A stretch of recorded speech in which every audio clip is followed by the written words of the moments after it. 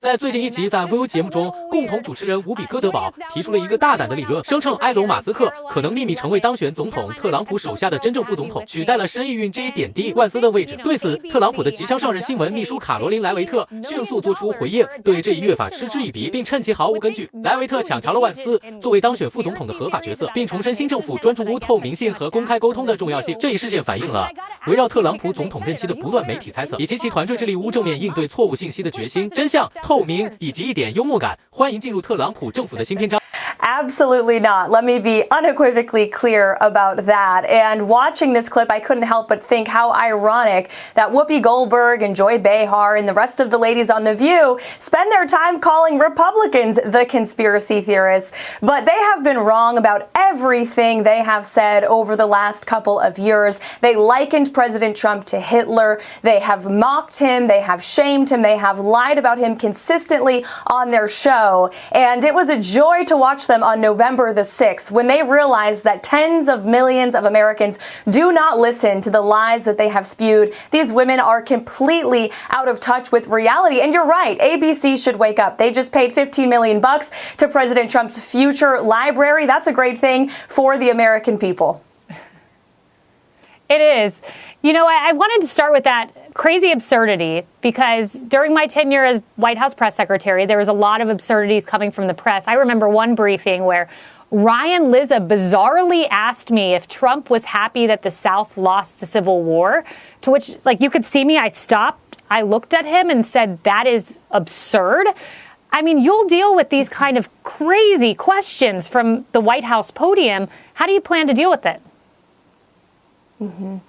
Yes, I absolutely will. I feel prepared to do that. I've been facing the media now, speaking on behalf of President Trump on the campaign trail for the past couple of years. And we are expecting the media to be hostile. However, Kaylee, if you do talk to a lot of these reporters off the record, they will tell you they look forward to more press transparency and access. And while we will expose the fake news when they are fake, we will hold them accountable for their lies and smears of President Trump.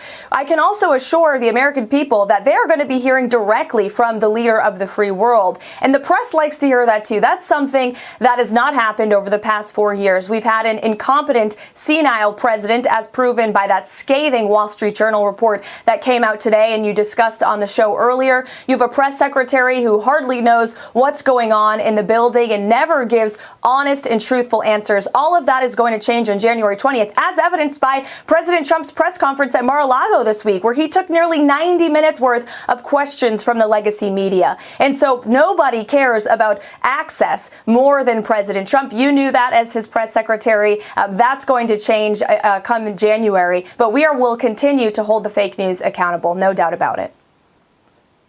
Karoline, you know, I read this report from Media Research Center that there's been 96% negative coverage from the broadcast networks of Trump's cabinet picks. And yet polling shows a majority of Americans support them.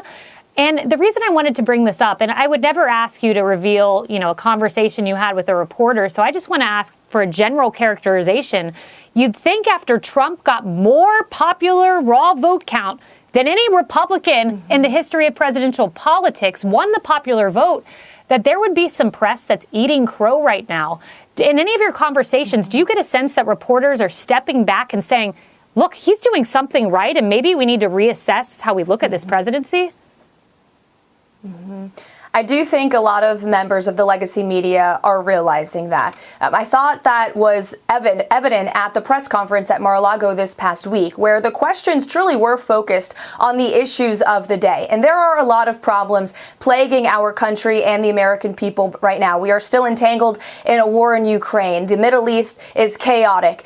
We have inflation that's still robbing the American people of their hard-earned paychecks. We have a border that continues to be a mess. We have hundreds of thousands of illegal immigrant criminals roaming free in our country. And so I hope that the media will focus on the issues that matter to the American people, the issues that led them to vote in a resounding way for President Trump on November the 5th. That's what President Trump is focused on more so than ever. We have an array of executive action that will be rolled out on day one to change the lives of the American people immediately. We have the House, we have the Senate. President Trump has big plans for Capitol Hill. And so I hope the legacy media will take a step back and realize that the American people haven't listened to their lies. Trust in the legacy media is at an all-time low. And President Trump ran in an untraditional media lane on the campaign trail. It's a big part of the reason he won, because he sat down with podcasters and social influencers and new voices